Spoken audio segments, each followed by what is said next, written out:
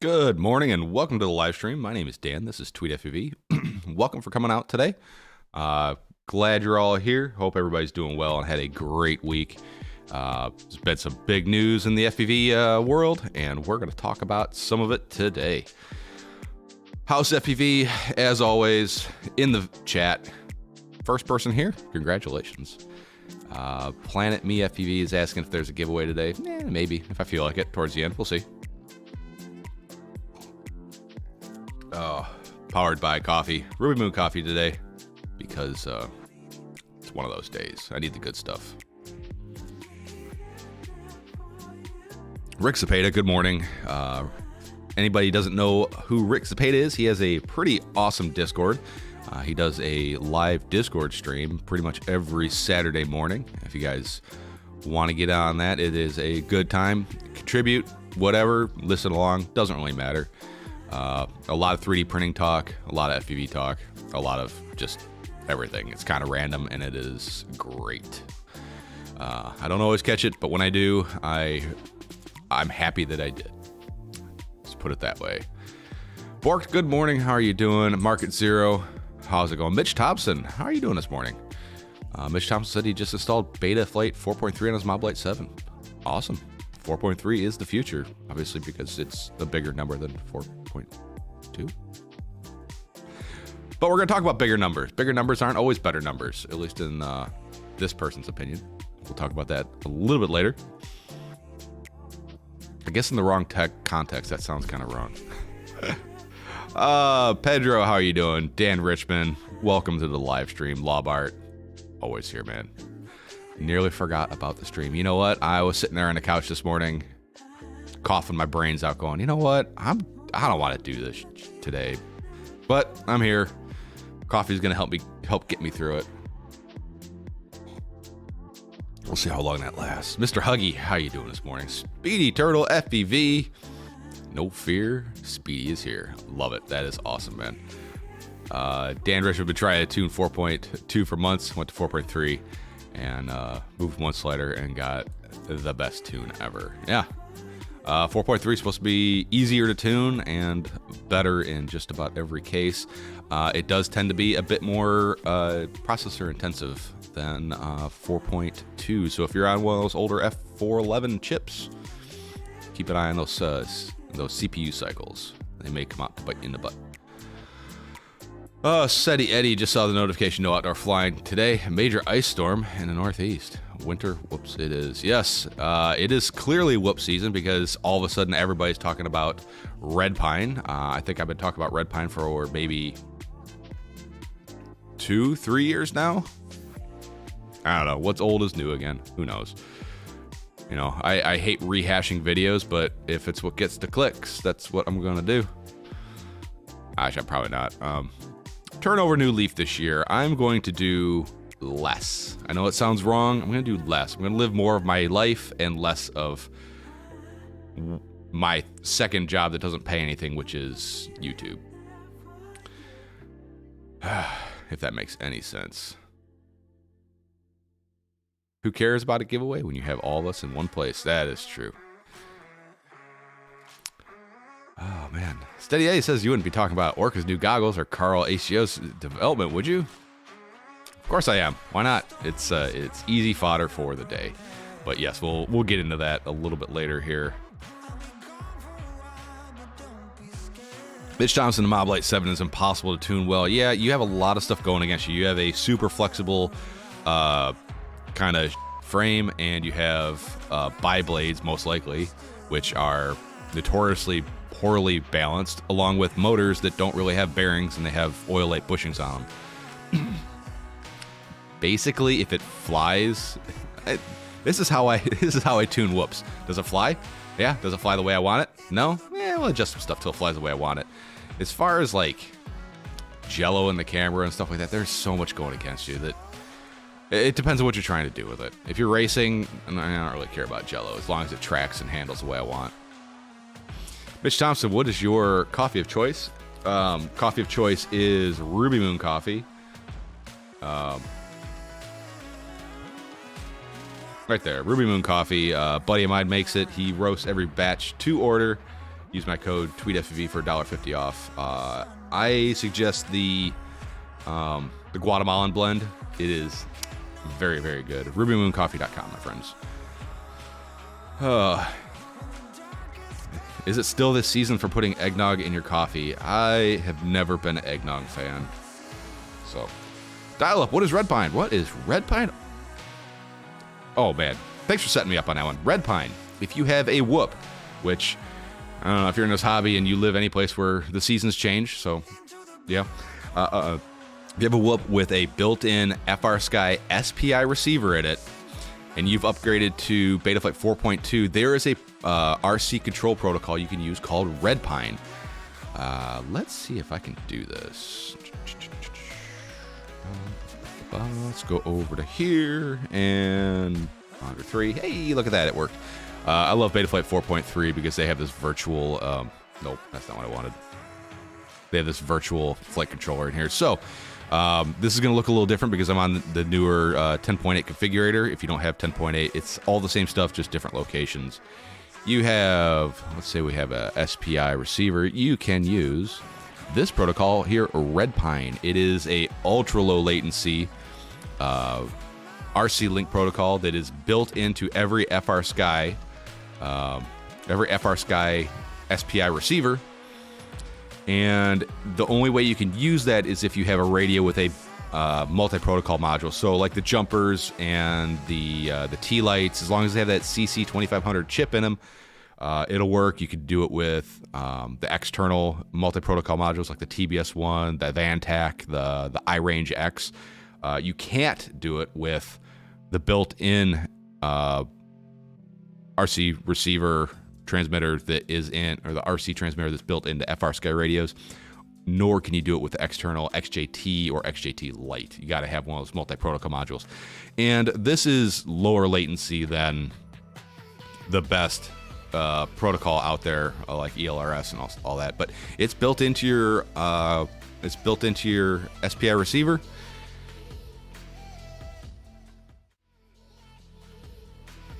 A few downsides to it is I believe it's still 2-position switches only. I don't think you get three positions on switches, either high or low, 1,000 or 2,000, and you don't get telemetry. You will possibly get better range, but definitely lower latency. So if you're flying a quad with an SPI receiver on D8, D16, and you have that multi-protocol module, switch to Red Pine. You will not regret it.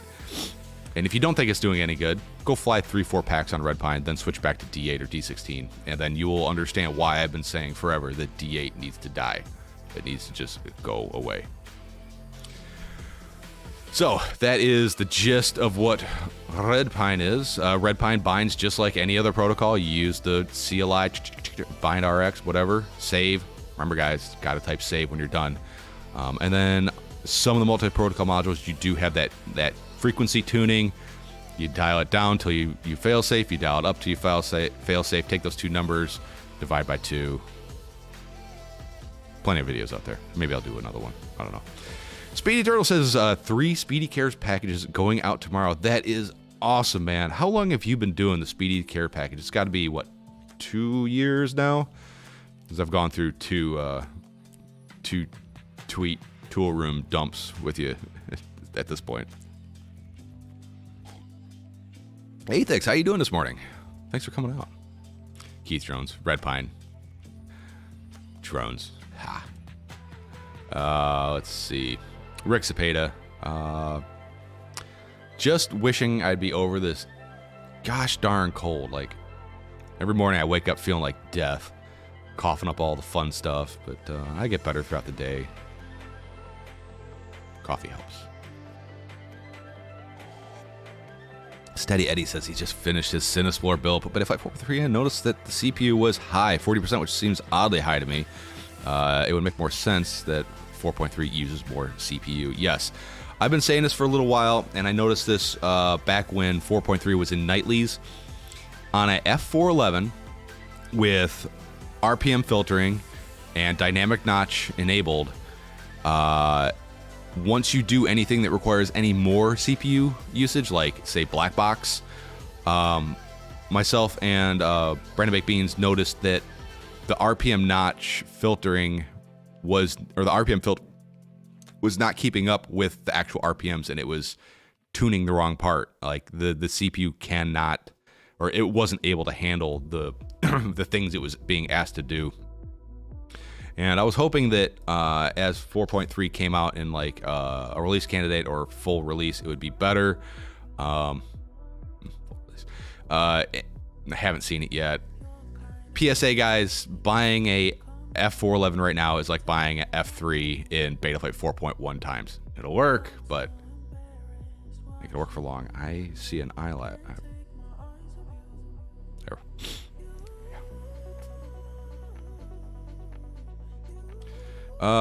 Dial up says Radio Master, I assume. I don't remember what we're talking about. Oh, Red Pine. Yeah, Radio Master, Jumper, any of the external multi-protocol modules, as long as it has that CC2500 chip, which is all the FR Sky protocols, that'll work just fine. Rick Spada says, is Red Pine better reliability? Words. Is Red Pine better reliability than FR Sky D8? Oh my god, it is so much better. I've had D8 quads that will fail safe by the time I get to the fence. Red Pine, they go to the second fence, so that's literally double the range. And that's not every one of them, that's just some of them. It's definitely better than D8, and it's way better than D16 on the SPI receivers. D16 on the SPI receivers is kind of garbage. John K says he believes CPUs calculate differently in 4.3. That's interesting. Yeah, as far as the telemetry goes on a Whoop, I don't care. I mean, you still get your voltage and your OSD, so I don't know. It's a Whoop. Who gives you know what about telemetry?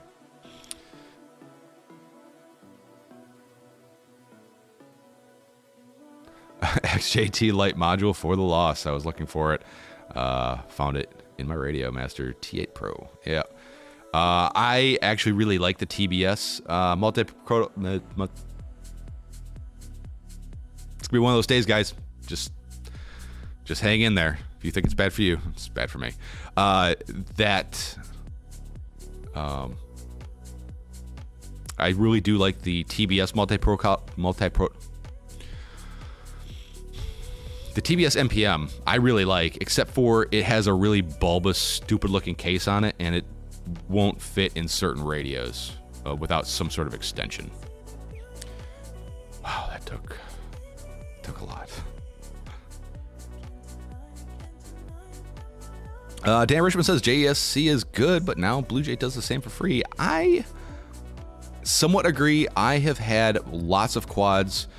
Mostly micros have weird desyncs and really strange issues on BlueJay that are completely cured by switching over to JESC. And JESC costs a couple bucks, but I don't know. Mike Bergman asks, hey, do you run a part cooling fan when printing PETG? I do, but only under like a 20-second layer time, and just a little bit. You've been tested for the Rona. Hit our house last week. No, I haven't.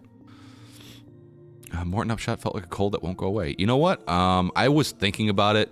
It doesn't seem like I have the typical Rona symptoms. I kind of know when I feel sick, what it is. Like, I've had this plenty of times before, and it's just like a rehash of life. But, maybe I'll go do it. I don't know. I think as far as my medical treatment goes, if I try to get antibiotics to kick this thing, they're going to test me anyway. So maybe we'll do that Monday. We'll see.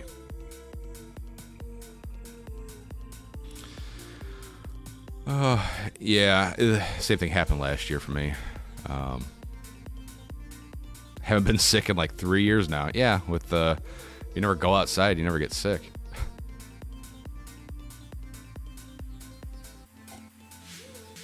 Is there lag in the receiver tab in the latest Betaflight configurator? Not that I've noticed, but I can't say I've really been paying attention. FPV Trucker, good morning tweet. Recommendation on an AIO for the Cinespore, or just go with two-piece stack? Yes, recommendation.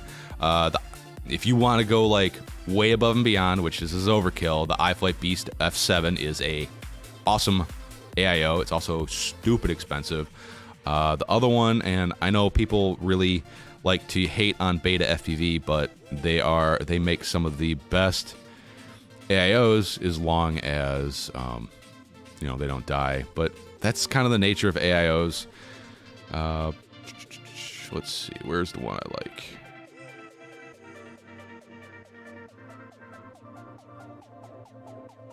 This guy here. This is the AIO I go to if I need an AIO for AIO things. It is one of the few. It's not F7, it's F405, so we're still good there. It's not F411. It does use BL2 so the RPM filtering is kind of integrated into it. 20 amp is more than enough for a Cinesplorer. Yeah, this is, unless you're planning on doing a Cinesplorer at 6S, but I don't know why you would. This is a 4S. I've been very happy with this flight controller. I've used it on lots of things. And if you want to go a step up, F722, this is a nice one as well. It's a bit more expensive. It's BL-HeliS, which, in this day and age, I don't really know if there's a huge advantage to BL-Heli-32, but it would definitely be more future-proof in case something new happens. But those are my top picks. And then, yeah, this guy is stupid expensive, but this is like the creme de la creme. I can't put that link in there. It's too long. But yeah, there you go.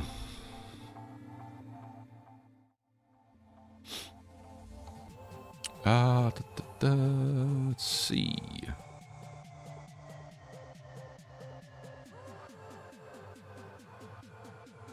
Dial-Up says we've had this conversation before with Blue Jay. Haven't had any success with it yet. It's been some of my experience. It's not a lot of times, but also I think if I remember my FPV history right, the dude who did JESC is the original person to crack the higher PWM on BL-Heli S, also with RPM filtering or the bidirectional D-shot telemetry. I don't mind paying him for his work, but you know, it's up to you guys. Do whatever you want. Just know if you have issues with Blue Jay, try JESC. I bet you it goes away. Let's see. Steady A said, will the TPS MPM fit the X9 Lite S? You know what? That is an awesome question. Let's find out. Hang on, guys. Let me grab some stuff. I don't know where everything's at.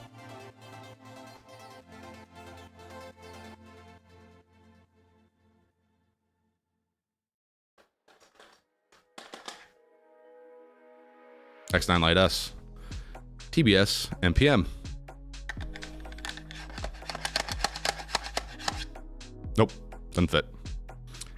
You would need, I don't know if they sell the extension on there or not, but I know they have the extension for like the tracer module that like bumps this guy up about an inch. But yeah, that alone does not fit the X9 Lite S.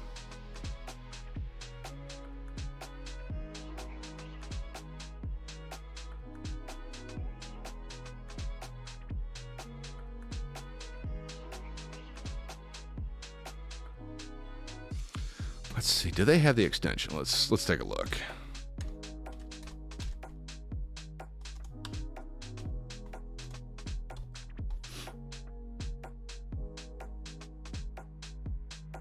Let's see. RC link, TX modules, 2.4. Is the MPM.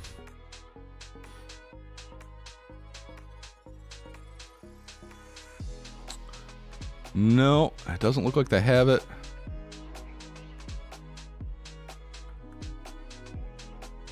Nope. And I lost my chat window. I found out that if I close any tab in Chrome, my chat window goes bye-bye. Yeah, so that won't fit the way it comes. But I think you might be able to...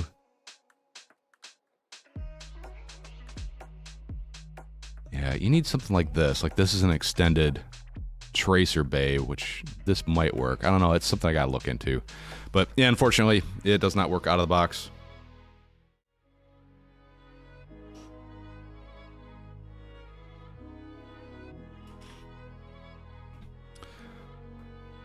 Oh, let's see. But as far as that Cinewhoop goes, yeah, I do recommend AIO. You want to keep that sucker light. Bob has a formula how he designed that frame and the electronics he put in it. And I've built mine exactly to his design, and it is incredible. Oh, da, da, da, da, da.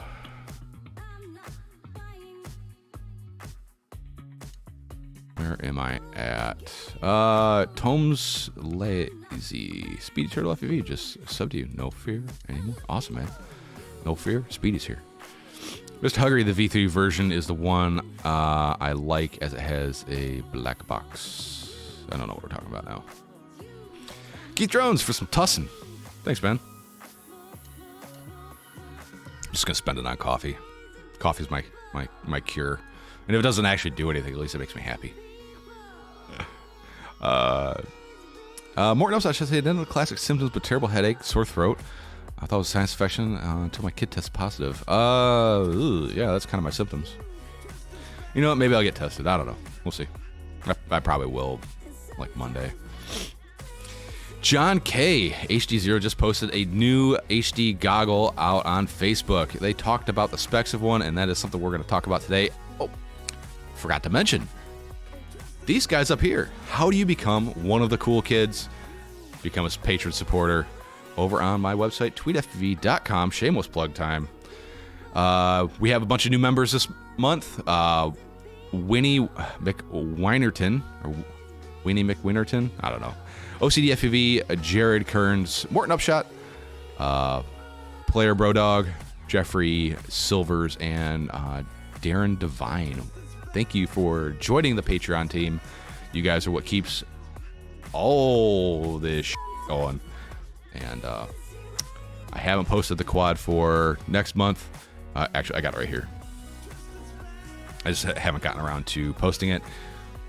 This little guy, this little unassuming 3-inch quad, the Darwin FPV Baby Ape, way more better than you would think it'd be. The camera's hot garbage, but this is actually a pretty damn fun quad. So this is this month's Patreon giveaway.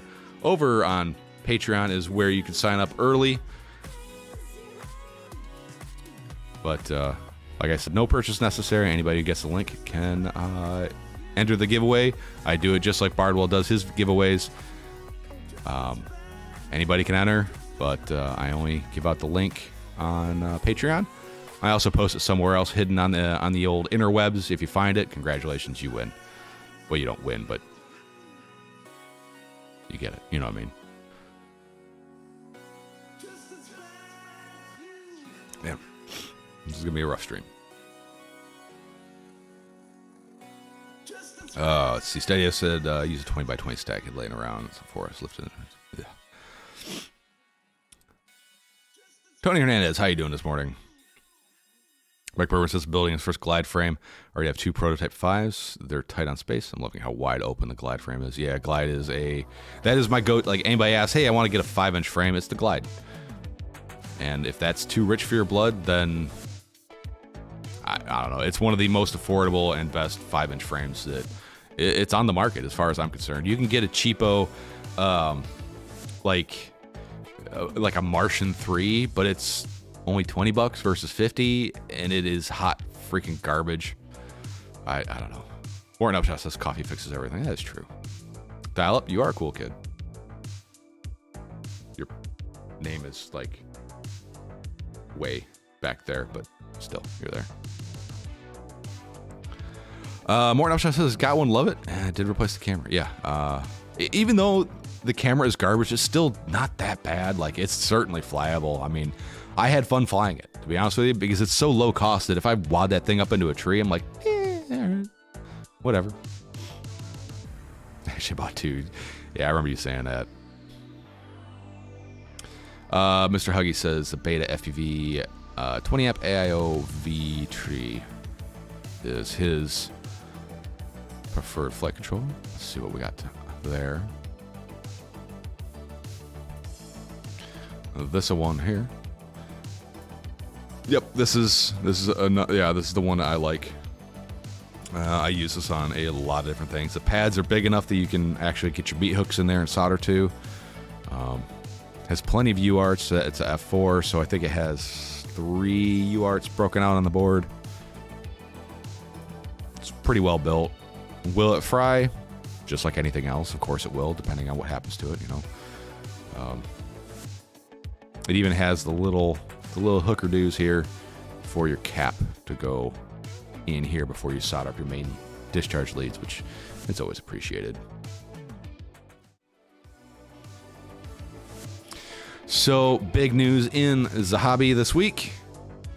Orca FPV at CES 2022 announced new goggles, new VTXs, all digital, a 2.4, 5.8, and a 5G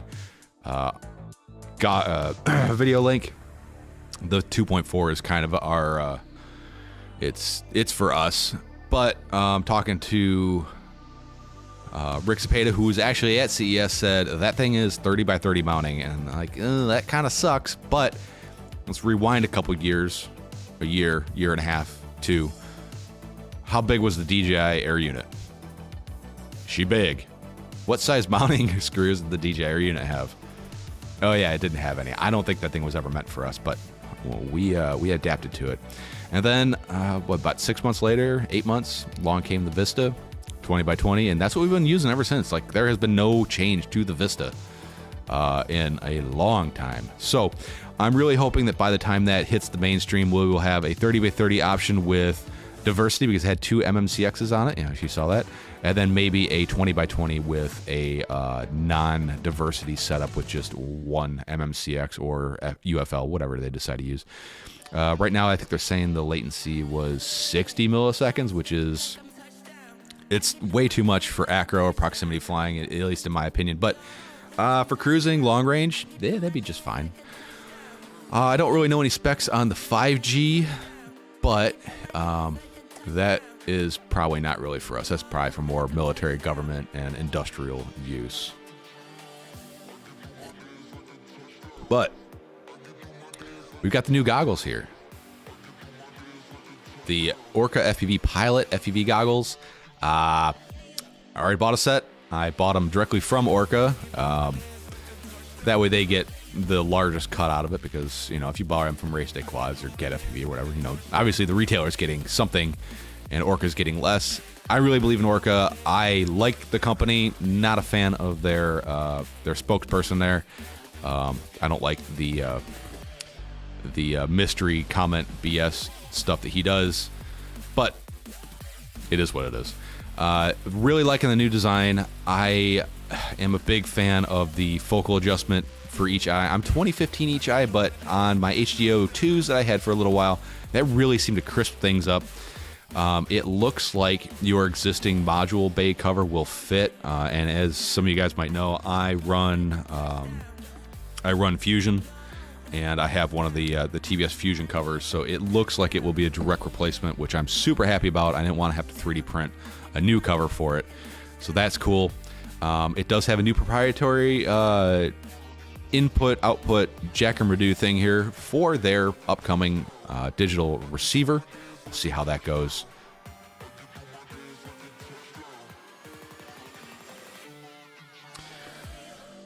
A little bit different design. They said the fan actually works, which is great. I'm super excited about that. They have the goggle strap retainer things outside of the goggles. Awesome, guys. Good job at making a decent design there. I'm really hoping they didn't change the profile of the faceplate. That's something that changed between all the Fat Shark goggles. up to HDO 1s and then the HDO 2s. They changed the profile of the faceplate, and for me, it fit like absolute. I hated the way the HDO 2s fit, and that's ultimately why they went out the door. And I kept the Orcas. The Orcas had the exact same fit as the older HDO goggles, which is preferable to me. It just contours the face very well. So a lot of people are kind of complaining about the reduction in field of view. The new goggles are, and I'm talking 16:9 or 4:3 because that's how I fly, 37 degrees as opposed to the old 44 degrees. I don't understand why. I don't think people understand why they want a larger field of view, or if they even do.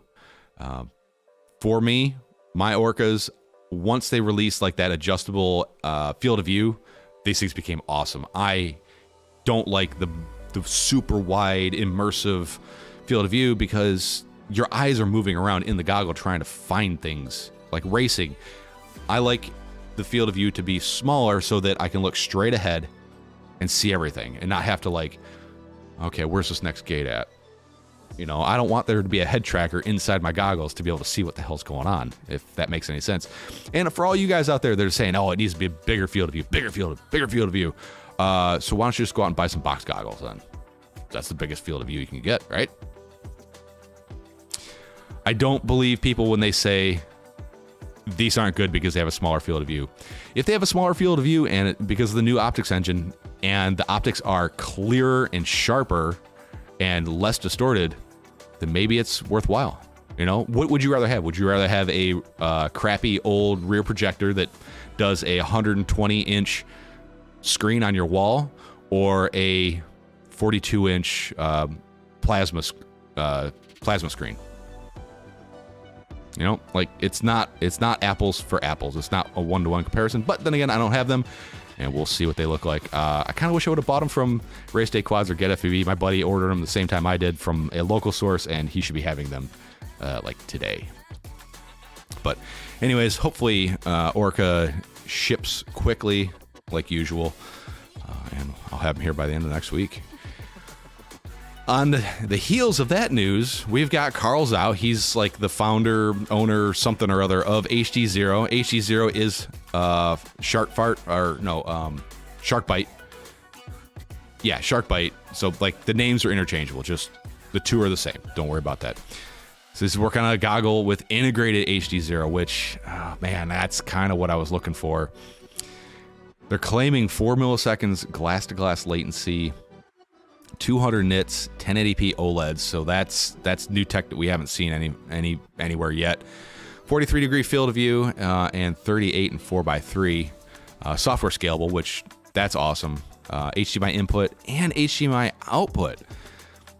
Analog input compatible with existing modules. An accessory rail for mounting antennas, goggle, VRXs, things like that. A power button.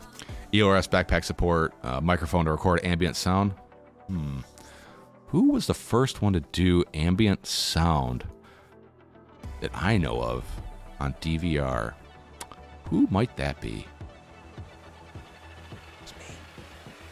It's me, goddammit. And also DC input 2 to 6S. Supposedly he's going to have testers in May.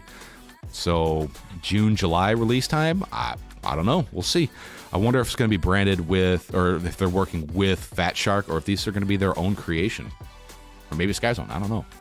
I would assume it's going to be with Fat Shark because they do kind of have that close-knit tie to Fat Shark.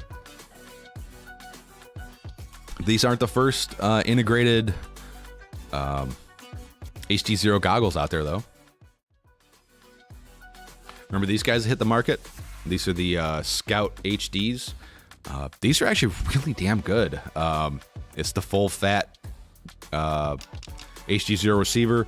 Unfortunately, no HDMI output on it. I really wish it did, but these aren't bad. If you're a glasses wearer and you got to have box goggles and you want HDZero, these are not a bad option, to be honest with you. It's still got the quad diversity, so there's two patches in the nose, and you have the two SMAs up on the top. What do you guys think? What do you think of the new Orca FPV1 pilots versus the FPV1s? I know that they are kind of... There's a lot of people out there going, oh, that number's smaller than the old one, so they're junk. But I don't think I think they're pretty much talking out of their ass. That's my personal opinion. What do you guys think? Or are you going to wait for the Divimath, HDZero, Fat Shark, Fart Shark collaboration thing? Spirit Turtle says the DJI goggles fit terribly with glasses. They're so damn big, I'm surprised. Family Guy says, I see double vision on the Sky Zone 02s, somehow not in DJI goggles either. That's interesting. Field of view, I think is what he meant, is good on VR because you can move your head around to track things. FPV, smaller view, field of view gets more info into your eyes easier. Dial up, that is exactly my point. Speed Trail says, I don't like larger field of view. Like, put it this way, Fat Shark made the Dom V3s, which had just this massive field of view, and they haven't done that ever since. Is it because they're limited by the optics that they have, or because they realize that that's not the way to go? Bitterroot says, I got my LRS system going yesterday and did the Edge TX switch to... I wish I could switch to Edge TX at this point. I'm flying to stinking Mabo, and I still know Edge TX for me. I know. Does Redpine support three-way switches? Just tried Redpine, couldn't switch rate. I don't believe it can. Last time I tried it,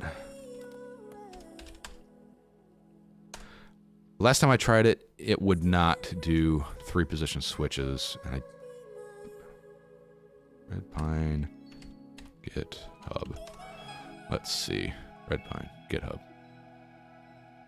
Nope, that's a person. Go. Nope. I hate GitHub. I don't get it. I don't understand it.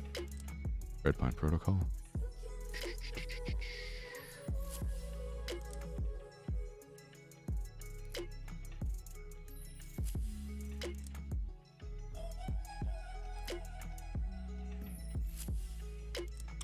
If you want to read more about Redpine, there you go.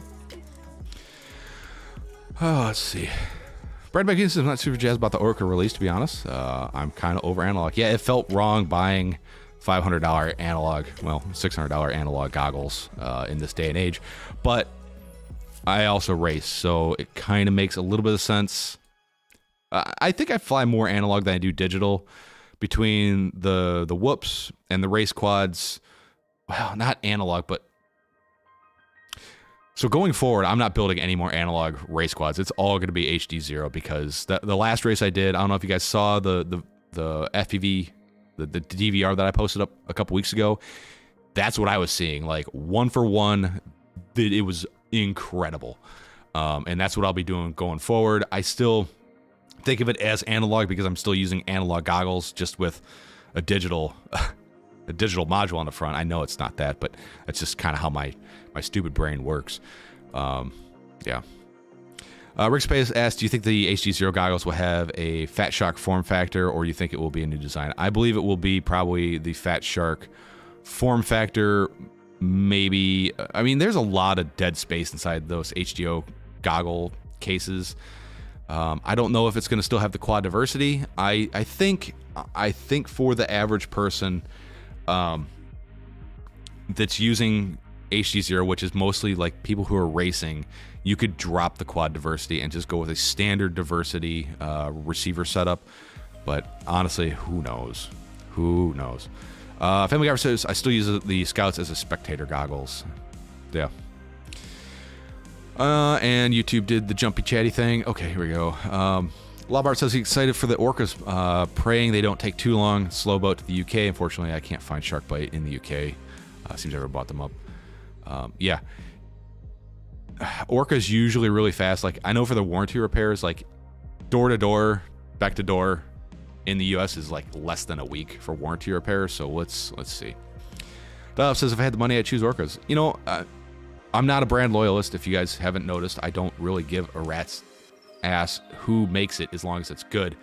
If I have the Orca pilots and I like them, and then the new the whatever the new goggles are come out, and I like those more, I'll make the switch. I had the HDO ones, I had the HDO twos, I had the HD threes.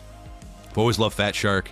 The HDO twos really kind of ruined it for me by changing the contour of the faceplate. I liked a lot of the features on it, but the Orca definitely won me out because of the fit, the form factor. Even though the Orcas were a hot mess when I got them, like the software was garbage, the interface was garbage, they would randomly turn off on you, the fan doesn't work with it. You know what? I still like the Orcas better because they fit.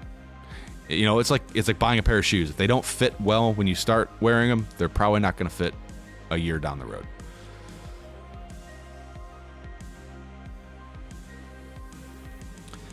Also, the owner of Fat Shark said these goggles can't be taken apart and put back together without special tooling. I'm like, bullshit. I think I still have the only teardown video of these goggles on YouTube. So, how long do you think I'll have the new Orcas before I tear them apart? It'll be pretty quick, like really quick. Yeah. Chris, whatever, had his message deleted by Brandon Baked Beans. Let's see what happens if I click view deleted message. Oh, yeah. Thanks for deleting that shit. Don't need that. And thanks for getting rid of that person. Love my mods. You guys are awesome. For what it's worth, the Skyzone 04X work well with my glasses. I take them off, glasses and goggles dial on. Oh, that's good. 04Xs, do they have... I think those have individual focus adjustments, so that's nice. I wouldn't recommend anybody buy analog goggle over $50. It's 2022 DJI and fancy analog if you're in racing. Yeah. Steady A says I'm a glasses wearer currently using the Cobra X with HDZero. Love it. I'm concerned about $500 and up options that may be more of a inconvenience with my glasses. Yeah, unfortunately, you glasses wearers, unless you want to buy prescription diopters. I was a glasses wearer till about 8 years ago. I got PRK done to the old peepers, and it was the best thing I've ever done.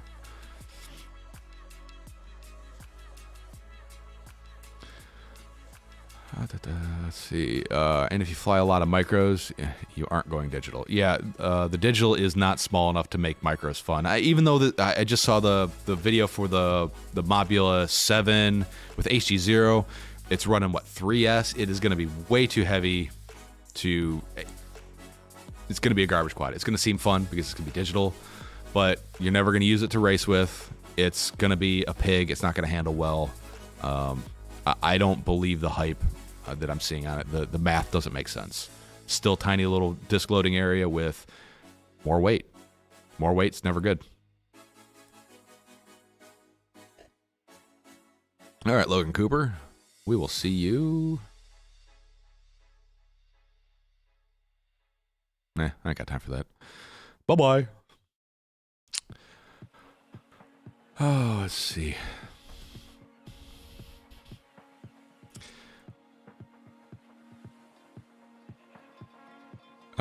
Market Zero, I agree with you, but I think I want OLED HDZero native goggles. Yeah, I agree.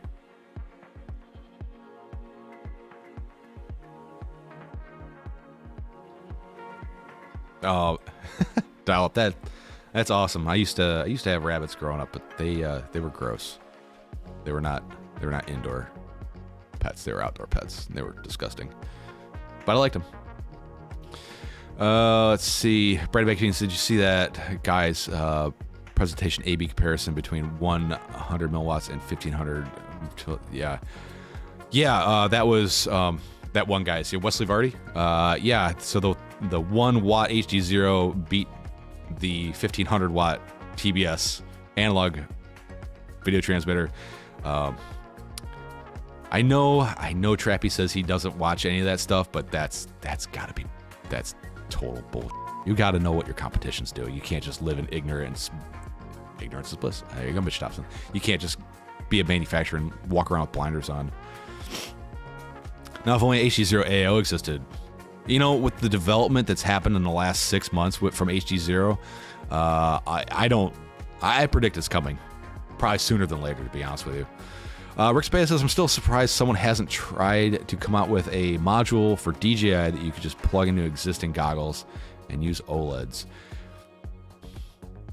Yeah, I don't know. I don't know how they would do that, since that system is all super proprietary. If DJI really wanted to extend their dollar on their system, they would do it. But I don't think they really care. I don't think the FPV market is enough for DJI to really invest a ton of money into, to be honest. We can't be more than just a drop in the bucket for that company. I could take anything apart. Come at me, bro. Yeah, exactly. Brandon McPean says, I mean, I still like the idea of analog for whoops. Analog is fine for racing to a certain degree, but yeah, clarity and safety. Yeah, digital for racing is incredible. Super excited. House, 33 people watching, 15 likes. Yeah, whatever. Eric Allen, how you doing this morning? Morton says he hit that button twice.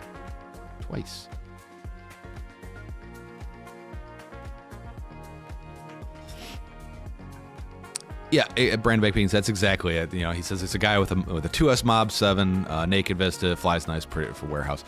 I don't know anybody flying a 2S Whoop that really can, I don't know. Like, when you get down to whoops, weight is the enemy.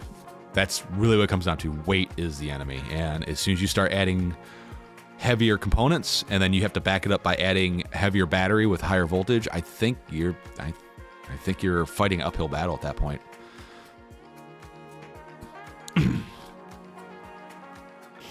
I've considered the O2 or O4X due to the shark fart. Running HD3s with a -2 diopter. Yeah, my HD3s, even though I have pretty good eyesight, I put a -2 diopter in it, and it just made everything crystal clear again. I think it really kind of helped with the fringing on the outside.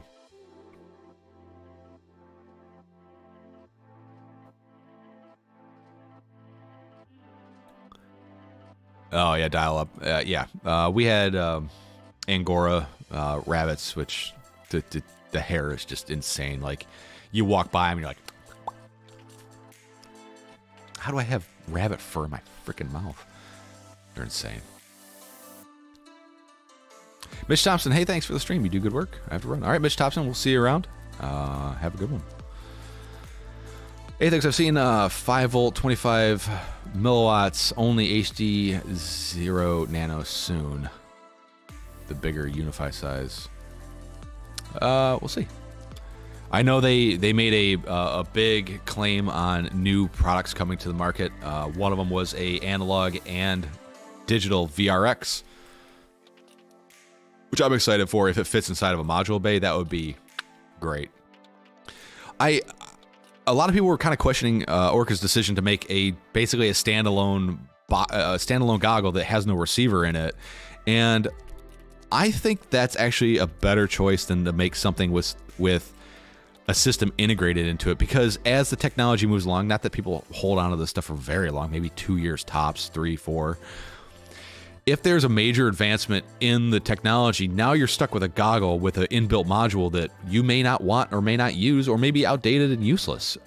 I like the idea of being able to add onto it. It's my same thoughts I have with like integrated navigation in your car. Like, okay, that's really cool when it rolls off the assembly line, but 5 years down the line, 10 years down the line, it's stupid. It's outdated. Doesn't work worth a, you know what?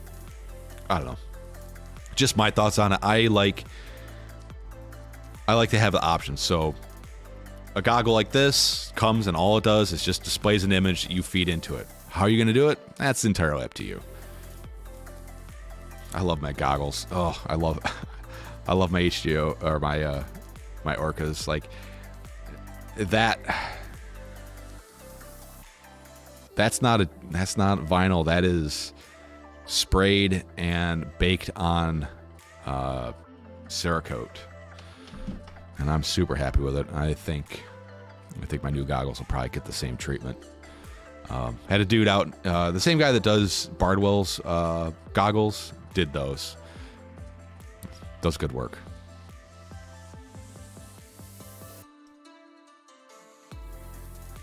Oh, man. My coffee is cold, and I'm not happy about it. All my micros are 4S.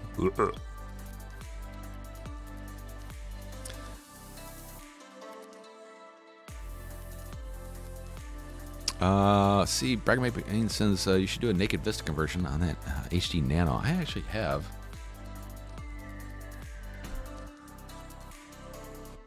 I bought a pre-nakedized Vista. I haven't put in anything yet, and it's got the, I think it's the Polar Nano. Yep, Polar Nano, right there. This guy shouldn't weigh hardly anything. Well, look at this. It's streaming time, so the dogs are like standing next to me going, hey, where's our treats, asshole?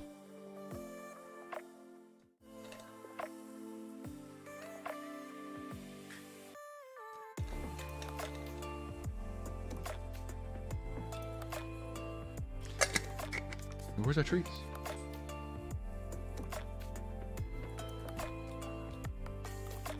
Let's see, they're gonna go to their spot. There she goes. There's one. There's treats on the couch. Go. Where do you go? Let's want to go outside.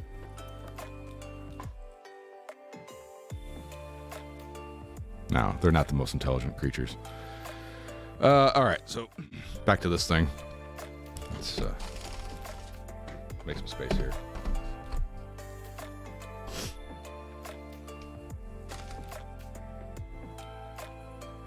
Got a lot going on here.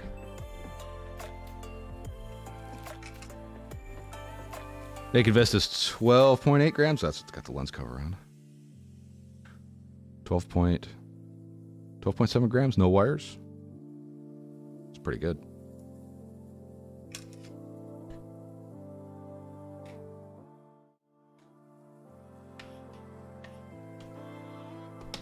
So they do get down there.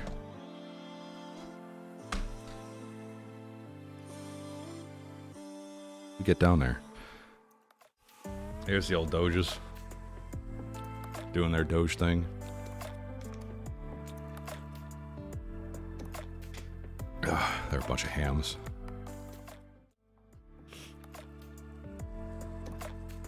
Morning Upshot says, I'd love to be able to put an HDZero receiver in my empty bay on my Skyzone 04L.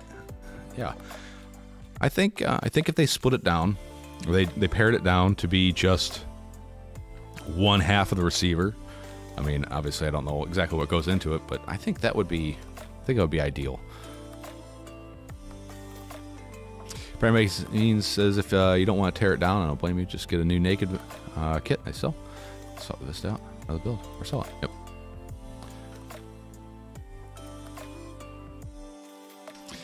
Keith Jones says it's often cheaper to buy Betaflight for the parts than the actual parts. Yeah. Unfortunately, that's kind of.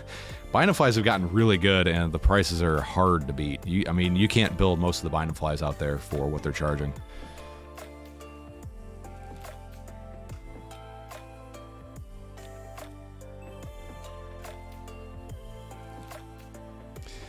Speedtro says building a 2-inch digital pickpocket, the Naked Vista. That'd be fun.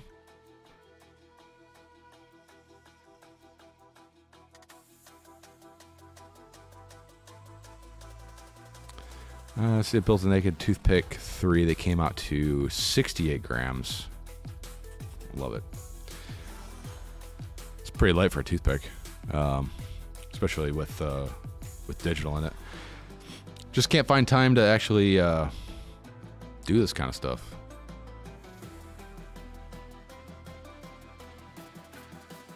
Ah, here we go. This is what I was looking for. Let's go to 3. I don't know if anybody's seen this page here. Shout out to Oscar Liang. He's got one hell of an online thing here. So we've got this field of view converter. Let's see, Orca FPV 1, and I don't know if he's got it in there yet. He does not. So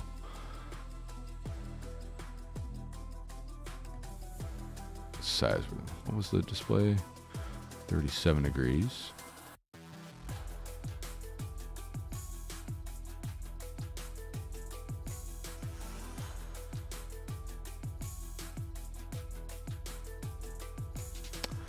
For some reason it's not showing the image, but that's kind of the size difference between the original Orcas and the new ones. So it's going to be similar to the HDOs, which is fine. I preferred the field of view size of the HDOs over the Orcas in the beginning.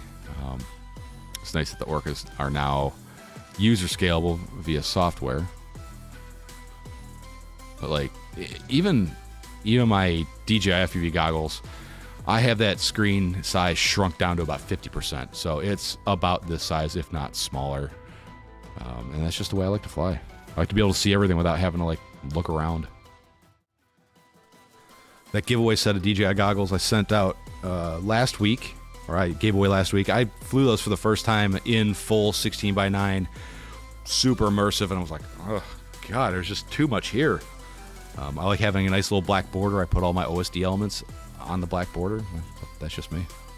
Everybody's got their own likes and their own tastes.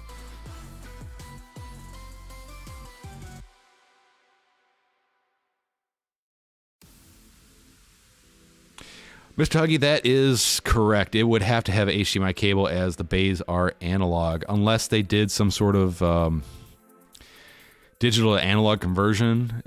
If you wanted to go just straight into the goggles, it would probably be a lower resolution, maybe? I don't know. But there's a ways around it. Most goggle VRXs have options like for running power from an external source. I know the TBS Fusion and the Rapid Fire all have options or have provisions for running a ribbon cable for additional power to the other side of the goggle. So I mean, there are ways around that. Just don't know what kind of size it would add to it, you know.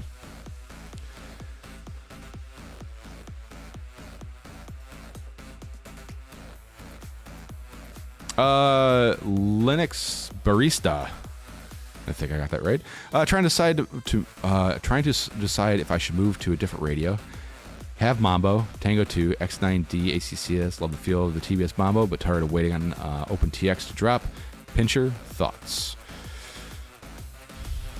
Right now I'm flying the Mambo. That's my favorite radio.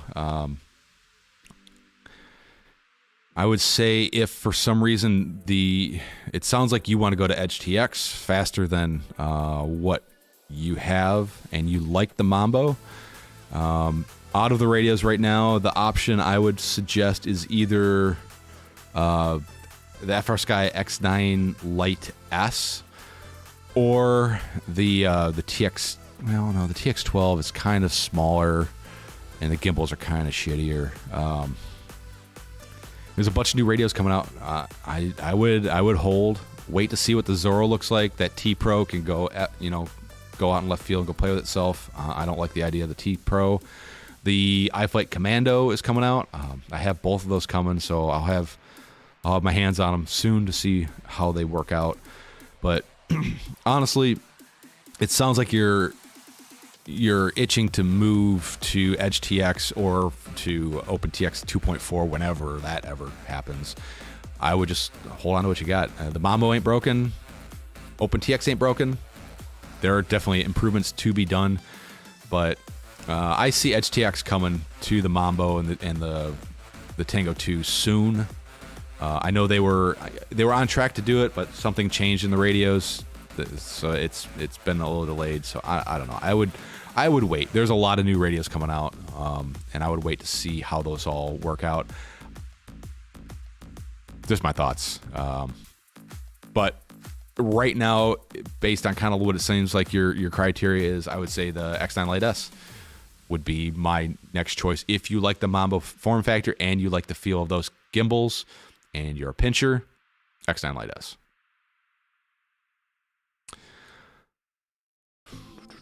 Back to the chat. Eric Allen never tried 19 by 9, 16 by 9. You meant, yeah, 16 by 9. I don't like it. Most of the time when you do 16 by 9, they're almost always 4.3 sensors. So, like, you get this nice big box on 4x3, so you get the entire vertical field of view, which is what we need. Like, we don't really care left or right because, you know, we got that fisheye effect. You get a lot of information on the left and the right. It's up and down that you need the information on.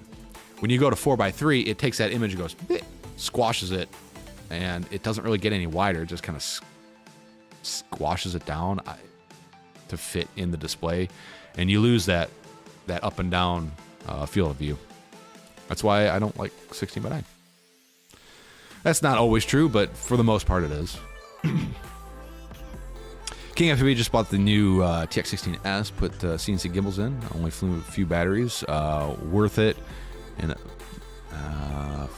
flew batteries with it, but I like it, yeah. I'm not a big gimbal snob. I could definitely tell when a gimbal is garbage, and it's usually just the feel.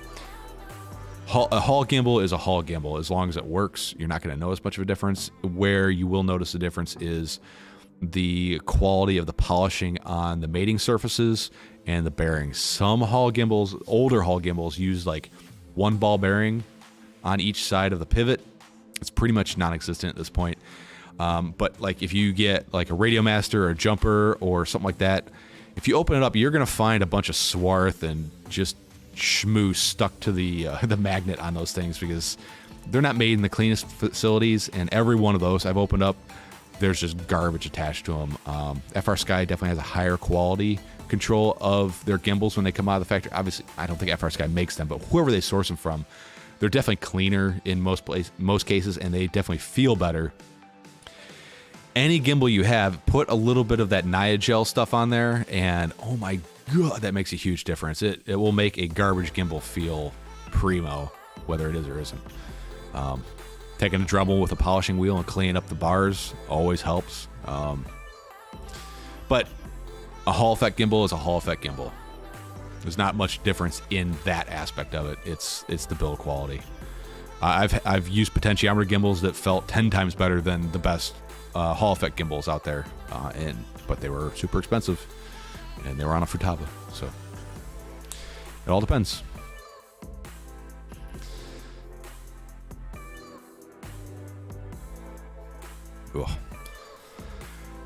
Tomes Lays, that guy says, I love my QX7 with Crossfire module.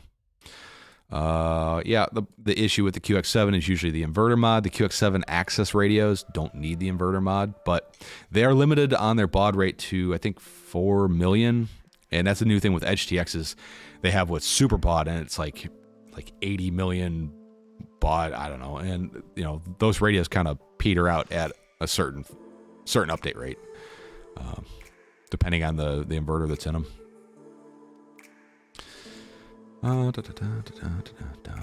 Let's see.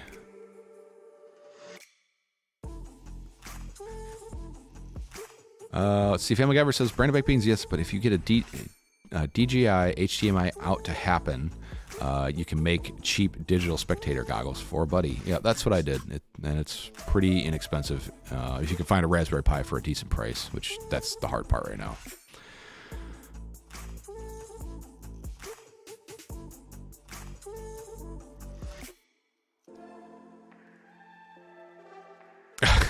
Mike Bergman, anyone Gen Z is wondering what Swarf is. Yeah. It's a character on, no, it's on Star Trek now. What's up with the the RD90 gimbals? The RD90 gimbals.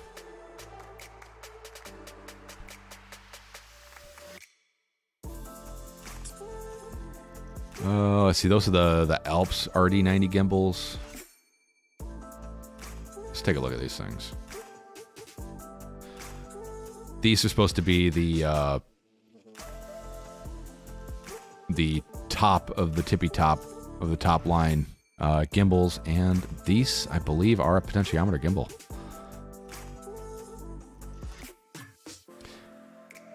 And they're supposed to be like the best feeling gimbals out there. I think it's just because of this RD90 sensor that's in the side of it. That's kind of the big deal.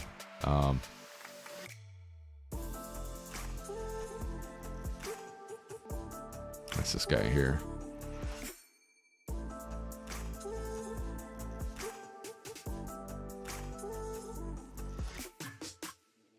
But these are supposed to be the best gimbals on the market. Or they were anyways, but they are, I believe they are a potentiometer style gimbal. And yeah, that's the issue with them is they will eventually wear out, although this sensor is rated 10 million cycles. So yeah, you'll probably drop your radio and break something before then.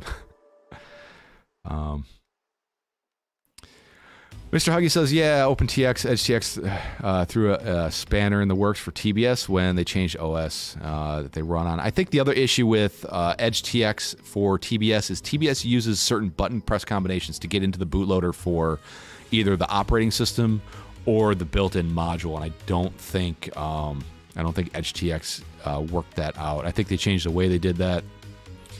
I don't know. We'll see. We'll see what happens.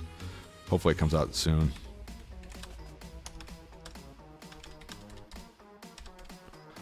Let's see, when was the last update on that? EdgeTX. Let's see. And I'll put this here in the video so you guys can follow along at home. EdgeTX compatibility. This was on November 11th for Tango 2 and Mambo. Many issues about EdgeTX firmware unavailable for the Christmas edition, however, changed to the free ROTS operating system EdgeTX. Additional unplanned efforts required cause a shift till EdgeTX 2.7 spring edition. So hopefully soon, maybe a month or two. Yeah, hopefully soon we will have that. But they're saying EdgeTX 2.7. I don't even know what version is out right now, to be honest with you guys.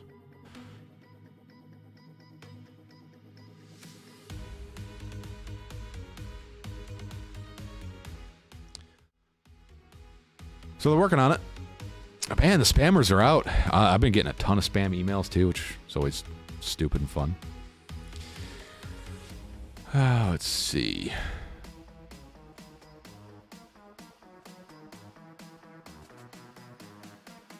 Tom says, access no need for inverter mod, 4K baud. Yes, exactly. North 49 RC, good morning, people. This is my first live stream at 2FE. Happy to be here. Some familiar faces in the room. Hey, man, thanks for coming out. I don't know if your North 49 RC is the same as Discord. That's always an issue. It's like I kind of figuring out who here is who on the Discord, but everybody's got different names everywhere. Market Zero, what the is Swarf?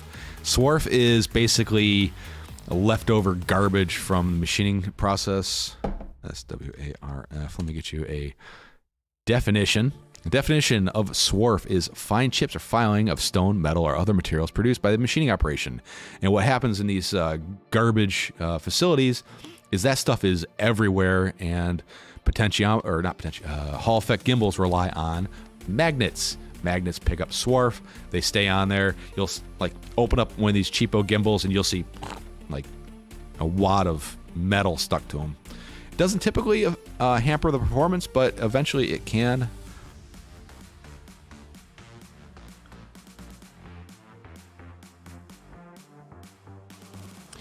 Eric Allen says, I like them, but the only thing I compare them to is cheap fly scare radio. Yeah, you shouldn't compare anything to the fly scare radios.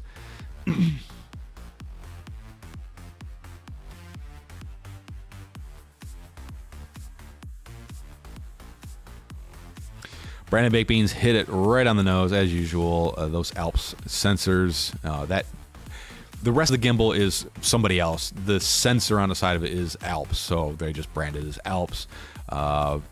They're probably better than Hall sensors. Hall have jitter, and the Alps are supposed to not. Technically, they do wear out, but it's many years of use.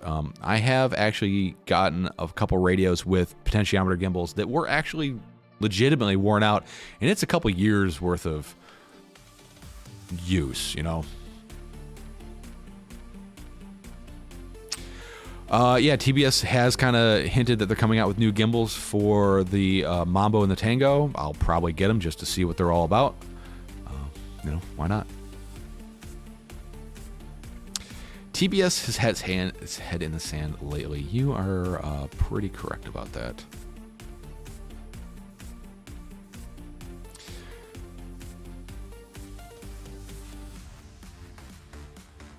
Dial-up says come from the deep audio hobby. Alps are usually used for high-end volume knobs, etc., especially in balance systems. So you need really, really finely matched pots. Oh, interesting. Didn't know that.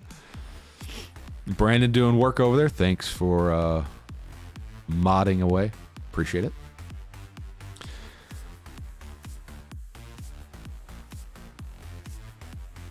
PL2 is a find an X Lite. I did not. So I have a project coming up. One of the guys on my my Discord is sending me an X Lite, and he wants integrated Express LRS inside. Like, picture the Pentium logo, Intel inside, Express LRS inside, and I'm going to do that. Unfortunately, that radio is coming from a different country, so that's why I wanted the X Lite.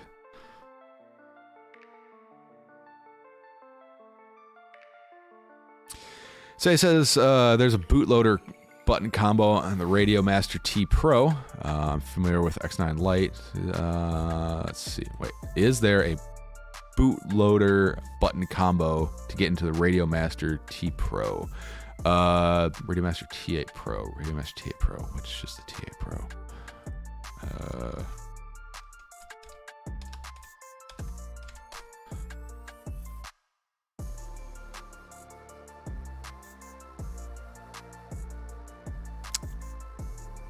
You know, I don't know. That's a good question. I have a T8 Pro, but it's with my daughter, so she can play the simulators. And they don't live around here.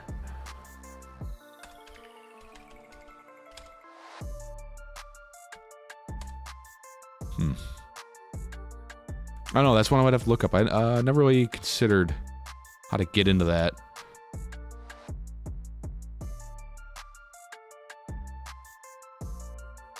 You know, to get in, so to put it in bootloader mode, it's literally plugging it in with the radio turned off. That's how all these radios go into bootloader mode. But if you want to actually see the bootloader menu, which is I think what you're asking, I don't know. I don't know. That's a good question. Sorry, I can't give you a better answer on that one. I have to do some internet sleuthing.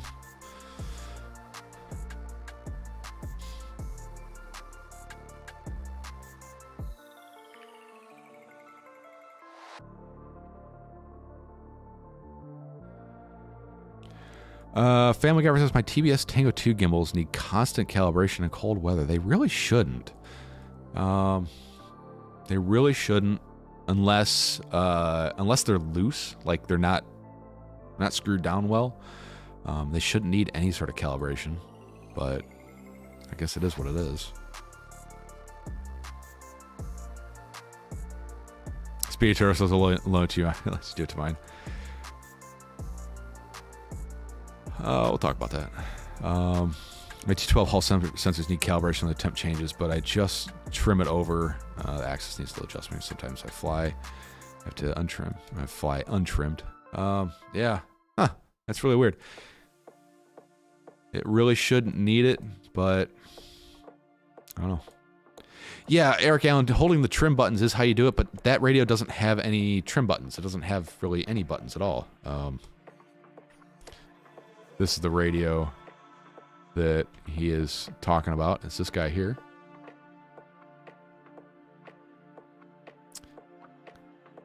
There are no trim buttons. There is a display, but some of these don't even come with a display. My guess is that these two buttons up here, you're going to have to hold those in towards each other. So I believe those are the trims. So give that a try if you have the T8 Pro. That's the way I would. That's what I would try. Give it a shot. Let me know what happens. Obviously, like I said, I have that radio. I just don't have it here with me to try.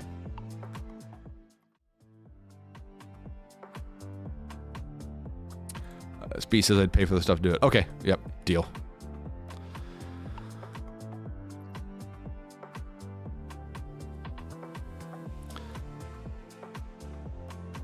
Sorry guys, I keep muting my mic so I don't cough into it. I'm trying my damnedest not to do that, or not to cough into the mic. It is Doge food time.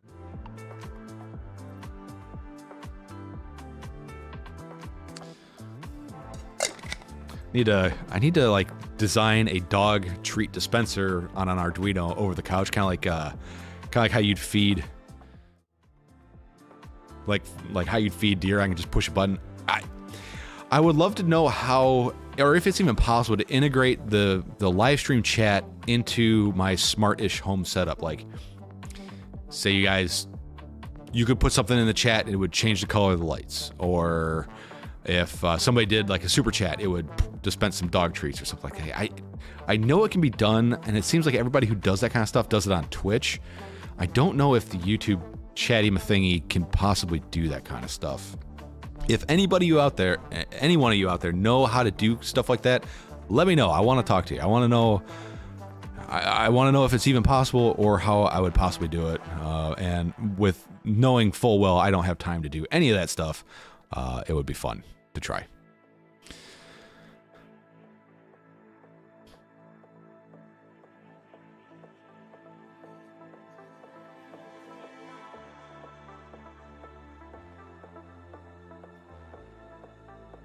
Commando 8.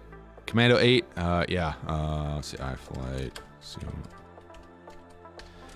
I have one of these on the way, eventually, whenever they release it.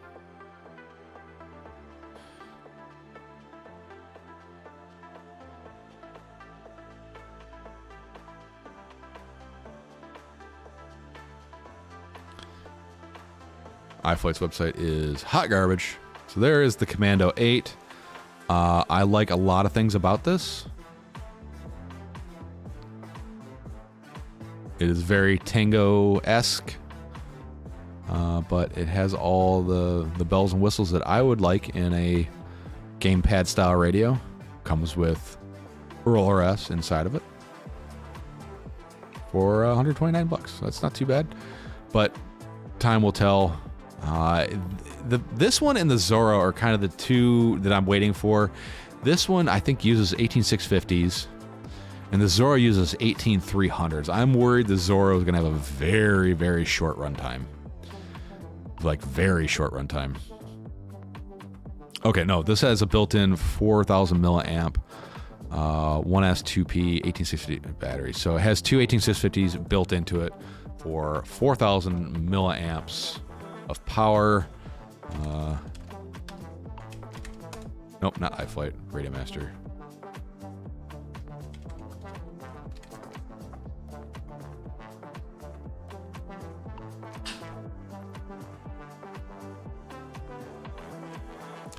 Yeah, so here is the Zoro. I kind of like the look and the feel.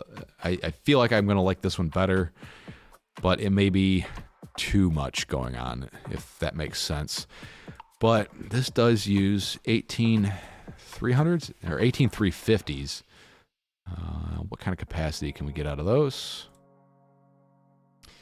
18350 lithium battery, 900 milliamps. And these are going to be running in parallel, most likely, so you're going to get about 1,800 milliamps of power as opposed to a 4,000 milliamp of power. So I'm worried this is going to have a pretty short runtime, but the Zoro does have an option for right here, down here, for plugging in an external battery, which you undersling under the thing, which seems like such a stupid way to do it, and it's going to cut down on your grip size here, because if you put like say a 2S 18650 pack here, figure it's going to come down to right about here. You're going to be holding on to it like with just your pinkies. I don't know. it'll be interesting to see what it ends up looking like when it comes out. Like I said, hold off on buying a radio. There's a bunch of new stuff coming out, and it'd be interesting to see how it all works out.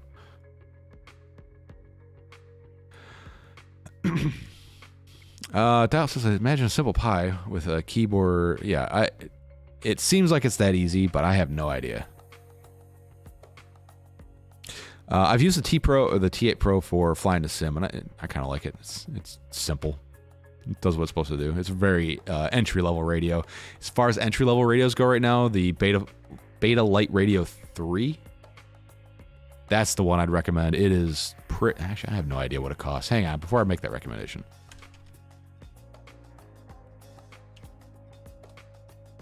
I have no idea what the price is. Betaflight Radio 3, $60. Yep. That is my recommendation for I'm going to get into the hobby and I fly Express LRS or want to fly Express LRS. This guy is pretty nice. The gimbals feel nice. The whole thing feels nice. The switches they put on it, these are pretty nice as well. They're a little plasticky feeling, if you know what I mean, but I do like this radio. I have one somewhere. Hang on. Where'd you go?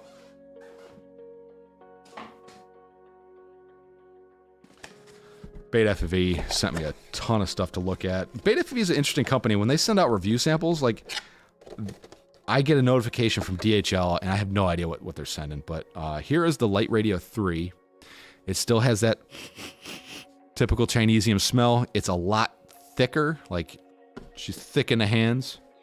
Feels really nice. Gimbals feel really good. 2 momentary push buttons and 2 rockers. This one's a little spongy, but like when they bottom out, they still kind of have a little bit of, I don't know if I can show you that, but they still have a little bit of travel to them. But Express LRS built in and external module bay, so you can do other things. Has no screen, so when you want to change things, you got to plug it into the computer. Their configurator, they have their own configurator. It looks exactly like Betaflight.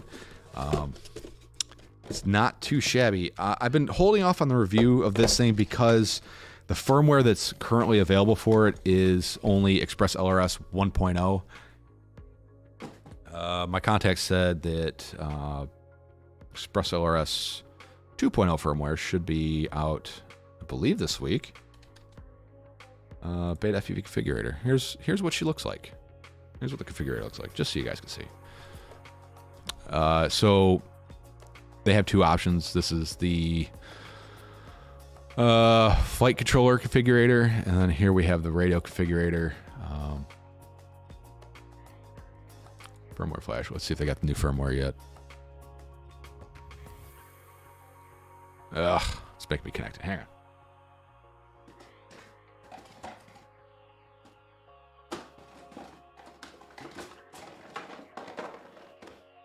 There's always something. Always something. Hopefully this doesn't kill the stream.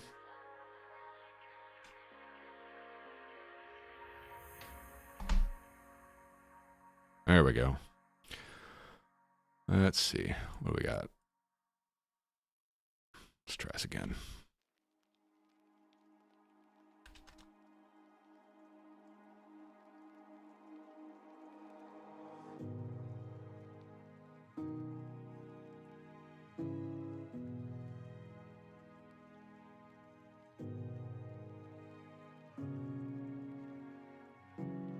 So here's the configurator for the radio. It's very, very Betaflight configurator-esque.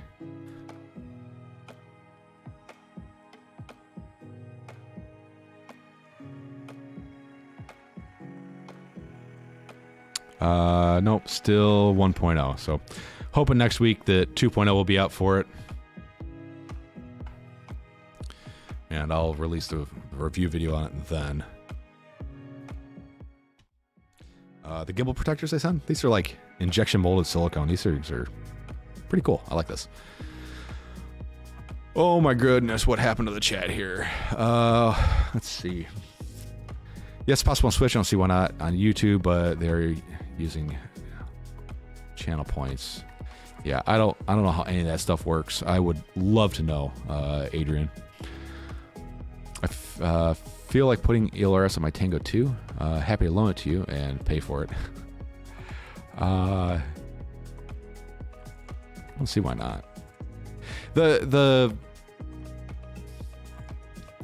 hard part's going to be the end. No, it wouldn't be actually. I don't know. You could just use the same chat system he uses to get chat integrated into the video stream.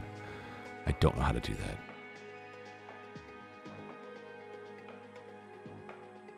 Set to look for keywords or strings. I'm thinking this might be a little over my head then. I would need this thing called time.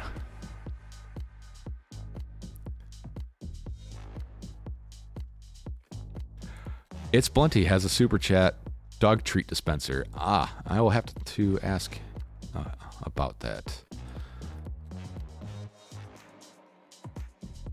You guys kill my dogs.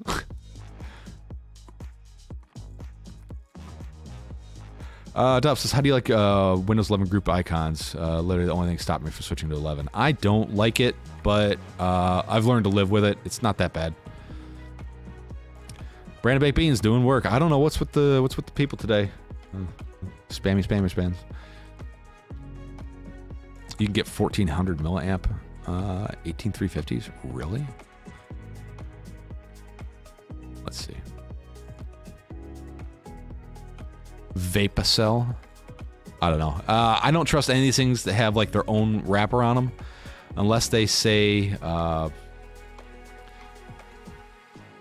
So like a lot of the 18650s, I've found like these insane high discharge rate 18650s, but they have somebody else's label on them. But then when you find out, they're marketing a VTC6 as having 40 milliamps of discharge and 4,000 milliamps of capacity, which is an absolute total fucking lie.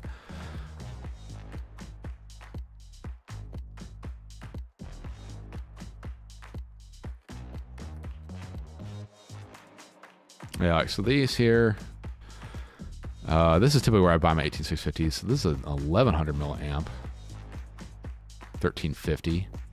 But who makes it? This company doesn't make it.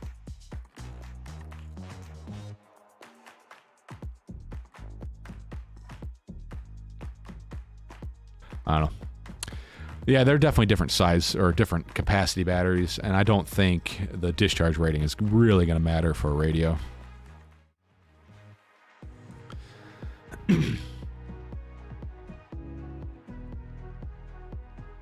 Board Upshot says we want TX12. Size and grip aren't bad, but basing that on nothing to compare to. I like the size of the TX12. I just wish the gimbals were better and bigger.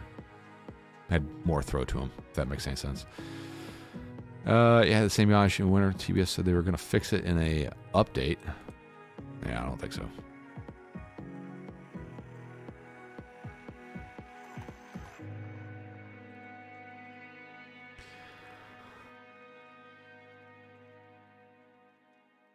Family Guy says, think of getting the Zorro now. EOS is the future, and Crossfire Nano RXs are pricey. Yeah, everything that has Crossfire in it, when it comes back to the bench, and I got to look at it, work on it, Crossfire is coming out of it.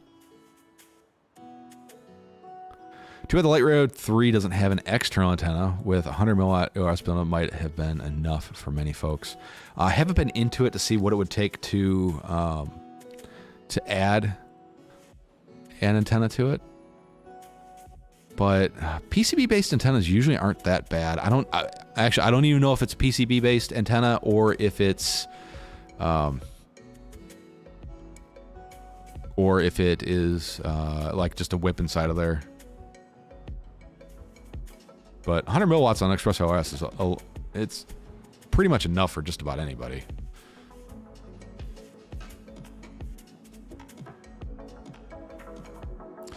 Brandon Basin says a lot of cool ELRS baked in stuff coming out. I knew it would happen eventually. Yeah, especially with the open source nature of it. Like, why not? All these manufacturers can make bank on it, not have to really do any of the development, and profit underpants gnome style. Takes 12 demos. TX12 gimbals can be upgraded. Easy to work on, not too big. 18650 Type C charging, PC connection, OpenTX. Yeah, it's got all the bells and whistles.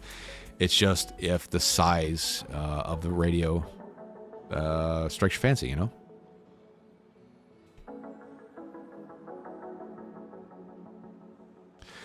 Yeah, I think once you shoot one of them down, all of a sudden my channel has like gone to this tipping point where now I get probably 4 or 5 requests for collaborations with software companies from the Czech Republic, and all my videos are getting these like random character spammies in them. So I don't know. Spam should be illegal. Well, you'd piss off an entire country. Spam, eggs and spam. Oh, show my age there. Let's see, chat doing the thing. Like, but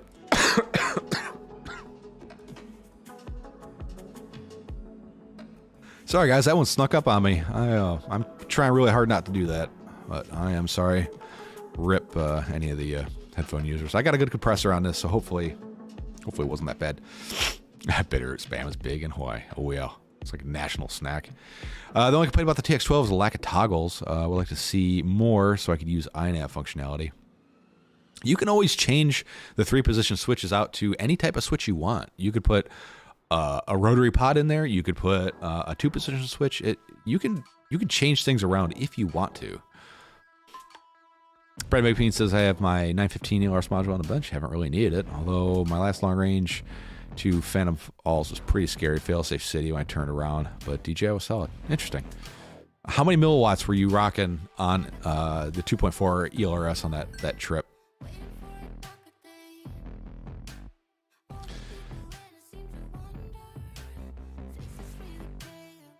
Break McPean says, been torn between the new pro. Okay, hang on.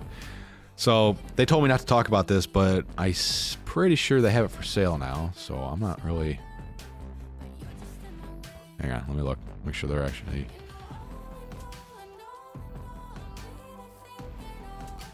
There we go. Okay, so BetaFPV now has a 1-watt ExpressOS 2.4 gigahertz module. This thing has some gravity in it. This is the older 500 milliwatt module. This is the new 1000. This thing is really nice. They've heard some of the complaints about the last one, mostly just the USB cable boot dangler port. It's much bigger, fits most of the USB cables I have. But it's got some girth to it. There's a big heat sink on it. The fan blows right on the heat sink, kind of like what people were complaining about with this one, with having a fan and no heat sink and the PA on the other side. The PA, the power amp, is on the fan side with a massive heatsink on it, cooling everything.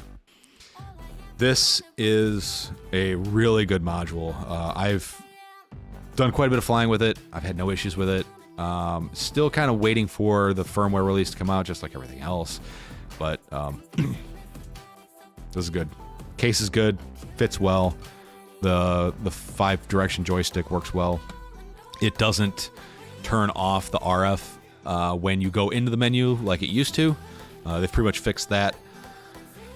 I don't know if it's going to come with the Moxon style antenna. Oh, yep. Look, there it is. And this is $50. $50. This one's $40. Like $10 more. Like, it's kind of a no-brainer as far as I'm concerned. It's weird when manufacturers make products to compete with their other products.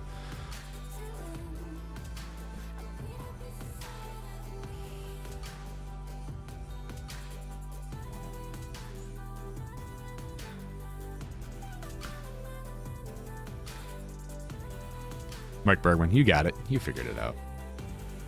All the 900 megahertz frequency transmitters will make your speakers buzz on most radios because it oscillates into the speaker. It's just how it is.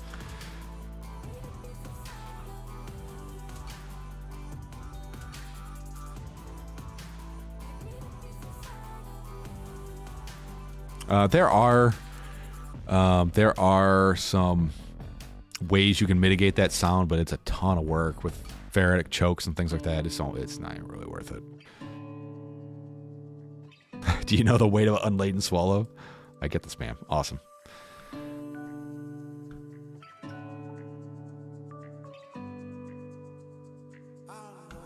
If there is a hell, it's in Minnesota driving by the spam factory. I gotta imagine it probably smells pretty bad.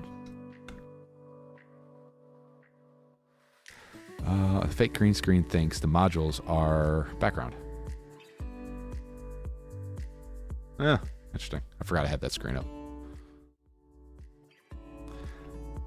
See, so the trip I was on was 100 milliwatts, 150 hertz, EOS 100 milliwatts, 50 megabytes per section DJI. I think the Quarry had a lot of 2.4 gigahertz on site. Yeah, like when you drive by a Quarry site, they tell you to turn off all your radios and stuff like that. I don't know. Interference. Spam is the future Soylent Green. There's a product that I have. It's like a meal powder. It's called Soylent. It's actually pretty good. The chocolate flavor is good. It's like a meal replacer.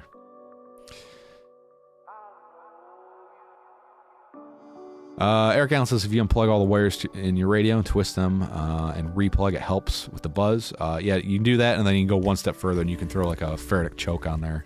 It's basically a big magnet.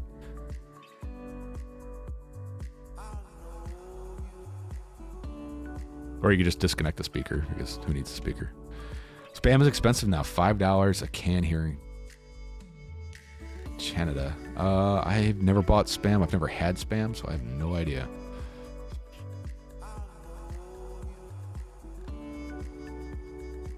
Yeah, there's a couple videos out there on how to mitigate that that speaker buzz noise crap.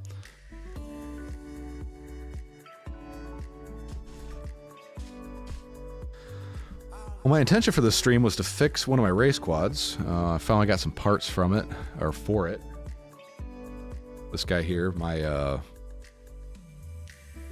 what is this thing? This is a well, it wasn't a diatone, it was a, this guy, box frame deal. Need to replace an arm on it. Killed a motor, broke an arm, pretty hard crash on concrete at the race a couple weeks, maybe a month ago. So we're waiting on parts. It's a frame designed by... you know what? Names are escaping me at this point. I don't know why. They just are. It was designed by...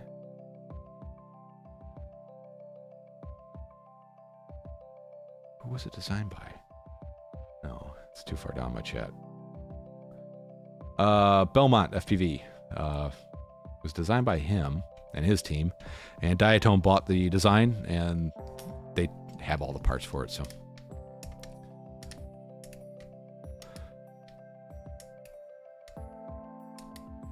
Mike Berwin says, do you foresee 5G causing interference with passenger aircraft? No. All the electronics in aircraft get thoroughly tested, but no, I don't see it causing any issues. Like avionics and aircraft RF systems are hardened to a level in which you probably have never seen unless you're in the industry.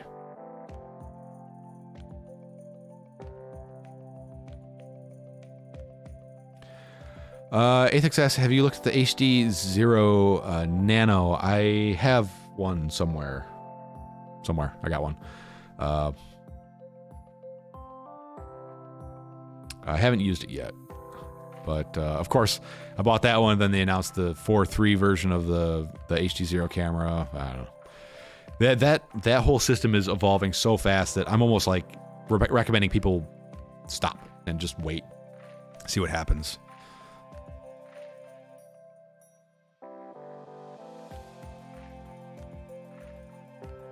Brandon McBean says, I gotta feed my birds. I attract wild birds to my yard, get dozens of them. Better than pet birds. I thought you were referring to your kids, but same difference, right?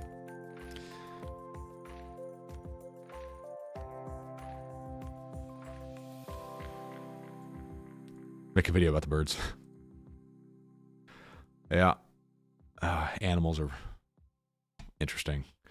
Got a horse who's sick.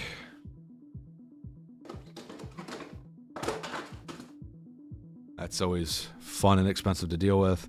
Working on a review of this guy here. This is the Ronin FPV Ronin Mark II. He sent me this frame for review a couple months ago. It's a 4-inch frame, super light, very well designed.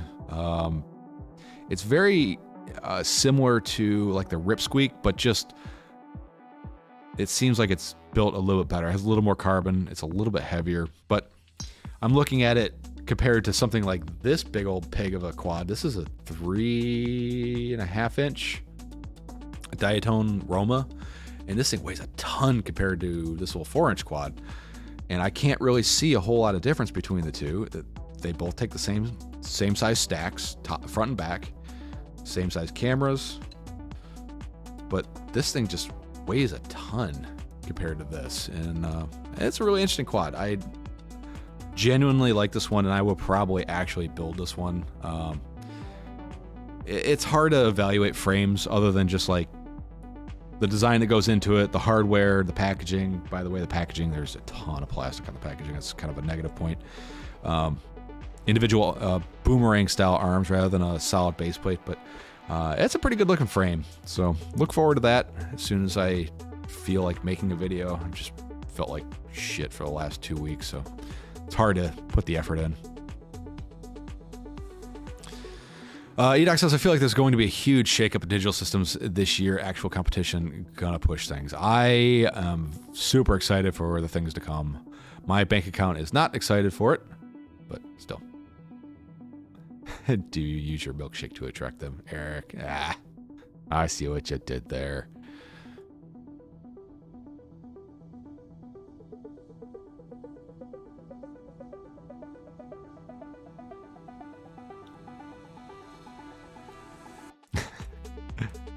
Oh, that's funny. All right, guys, it's 11:44, coming down to the end of the stream. Make way for the bardiest of Bardwells, Mr. Bardwell, which I have my FPV Lux crate, which should be the Bardwell crate. Again, low ambition, not feeling great. Just haven't had the time to put the effort into it. Spent all day yesterday getting this stupid Voron back up and running. That thing's been pain in my ass since I built it. It works really great, and then something breaks on it. Works really great, something breaks on it. It's always the same thing that's been breaking. It's a stupid inductive probe.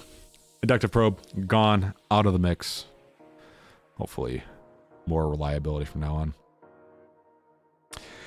on. Brad Bacon says, I just want to see DJI stands by and lets HDZero push the market. I'll be telling DJI actually intentions. Yeah, DJI could really regain a bunch of the FPV market if they do the things that they kind of hinted that they were doing, like a fixed latency mode and canvas mode. Like just those two things. Those two things will make a huge dent in the whole market. But 61 FPV, who saw the post from DivMath making gonna make a goggle. Yeah, we talked about that very early on in the stream.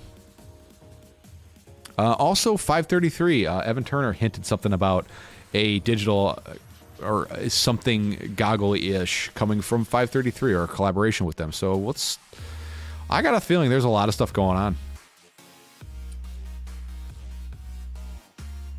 House FPV, I missed it. What project were you mentioning? Something related to its blunting and stuff. Yeah, I had a thought. I would like to make a way for the web chat to integrate with a dog food dispenser. The mechanical part of it, that's easy. I just don't know how to integrate it with YouTube and its chatty thing. Or the other option, the other thing I thought was like, hey, what if there was a way for the chat to control my lights? My lights are all smart lights, you know.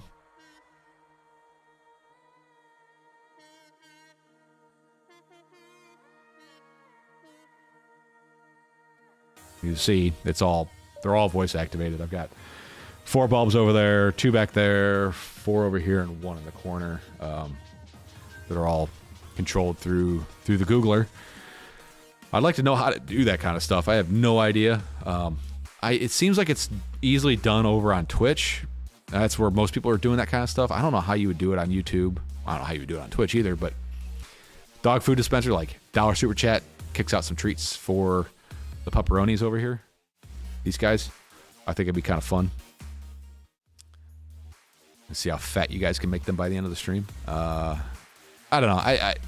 These are the things that are going on up here that I would like to do, like to know how to do, but A, don't have the skill, the wherewithal, or the time to do. But if somebody was out there that kind of knew how to do that stuff, that'd be great. Let's see. Public now, are you using the square inductive probe or the Pinda? I was using the square Omron knockoff inductive probes, and they are garbage. They kept getting melted by the hot end. Yes, the hot end's installed properly. It's just a plastic casing would melt, and then I'd get erroneous triggers, and I would get really weird first layers because it was triggering randomly on the bed. Yeah. It's fan over this month. Oh, really? Thanks for ruining it for me, dick. Although, whatever. I like fan over stuff. We'll see what happens. House says I'll noodle on it. If anybody knows how to do it, I have faith in you, House. Do you have Home Assistant? I have Google Home, if that's what you meant. And I will hit you up on Discord. I tried doing the if this, then that, so I could put it on my Stream Deck to control the lights. Could not figure that out. But, yeah. Splinter's got the laugh and all. Yeah, I don't care. It's fine. You're all right, my friend. House would be the one to figure out. Yeah, House. I know that if I were to succumb to the DJI overlords and do all Philips Hue stuff, I think it'd be a lot easier, but there ain't no way in hell I'm spending that much on Hue. I love you, Rick, but God, that stuff is way too expensive. When one bulb costs more than what I have in all of these bulbs, plus you have to buy a network interface for it. Nah, there's got to be an easier way. There's way too many cheap like me out there that probably can make this stuff work and have, as opposed to just going to the Hue stuff. I know Hue would be a lot easier, like way easier, but that ain't happening. Home Assistant IO.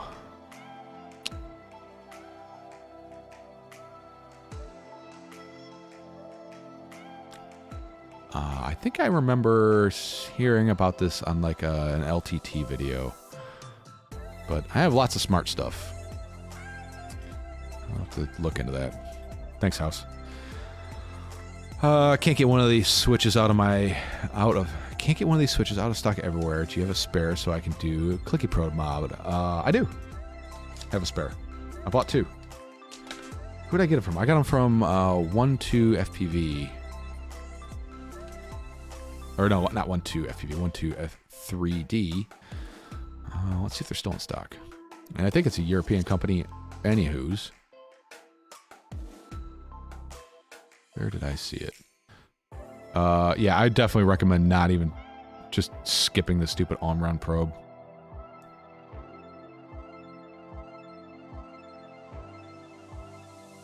Let's see.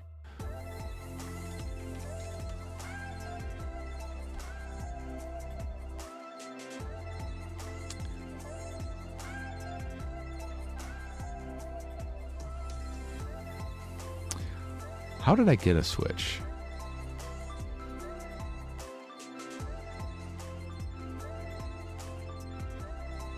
I know I got it through these guys.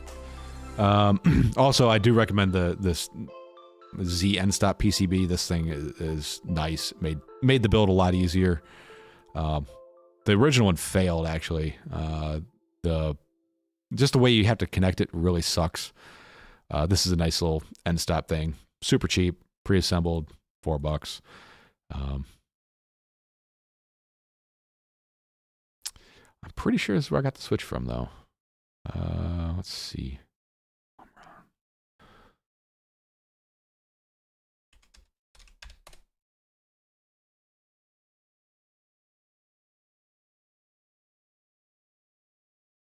You know, I'll hit you up on the Discord there and see if I can figure out where I got that from.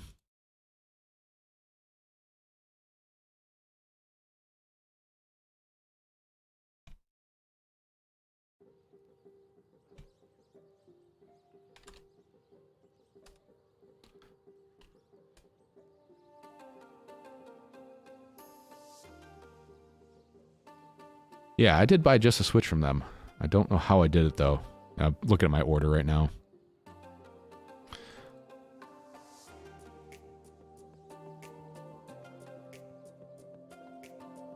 But that's one way to do it. You could probably just buy 2 of the stupid PCBs. Those things were like $3.50 a piece, though.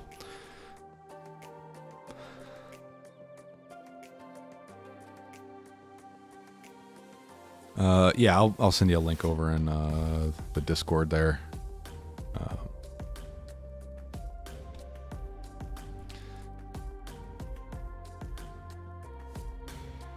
Oh, where are we at with the chat here? It's all about the colors. He makes beautiful colors. Philips Wiz is also a good option. I do have some Philips. I think they changed the name of it, but I have 2 of those with a motion sensor on them. Unfortunately, that motion sensor can only control those 2 bulbs and not the rest of them, which kind of sucks. Have your kids toss poach? The kid doesn't live here. It's supposed to put my LED lights on my beater. Much more improved.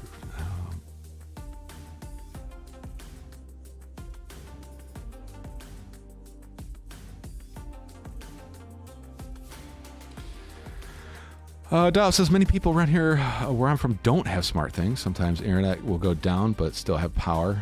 Obviously, routers still smart things. Yeah, all my smart bulbs, they still work without the network. Just turn them off, turn them on again, then they pop up.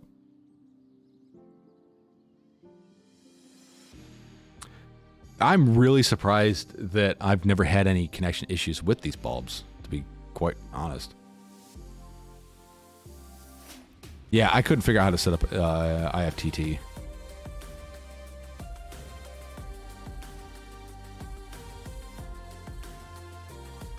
Right, Lobart, yeah, when $3.50 in.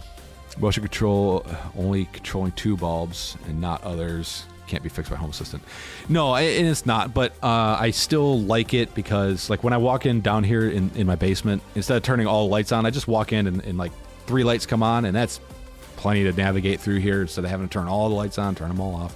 Even they're all LEDs, and I'm not too worried about the power consumption. The only thing it does suck is if I go away on vacation and I lose power, when the power comes back on, all the smart lights turn on. So I have to go and, like, actually, like, flip the switch and turn them all off before I go on vacation. Otherwise, I'll come home to a house lit up like a Christmas tree.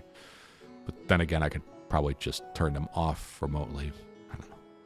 It's things, guys. You know what I mean? All right, folks. It's 11:55. Joshua Bardwell should be streaming here in about 5 minutes. I do want to mention that I will be on eDrone's web live stream on the 23rd, 2 Sundays from now. I think he does it about 8 p.m. Eastern time. Or wait, 8 p.m. So 9 p.m. No. Hey, I'm going to screw up the time zone. I guarantee it. But I'll be on eDrone's live stream. Should be a fun time. It'll be interesting to be able to sit back and not be the one dancing around like a freaking clown for you guys. All right, guys. I'm going to get out of here. I need to get something to drink. I'm tired. I feel like poo. Anyways, we'll see y'all next time. Thanks for coming out. Thanks for hanging out. If you want to support me, shameless plug time, tweetfpv.com, go to the bottom there, become one of these cool guys, get in on the giveaway links. I provide the links for the sub 250 giveaway, so you don't have to search through the video and all that stuff. Do monthly giveaways. Might be a drone, might be parts, who knows. It's whatever I kind of get around to doing. And thank you all so much for coming out. These live streams are so much fun, and I like talking to you guys.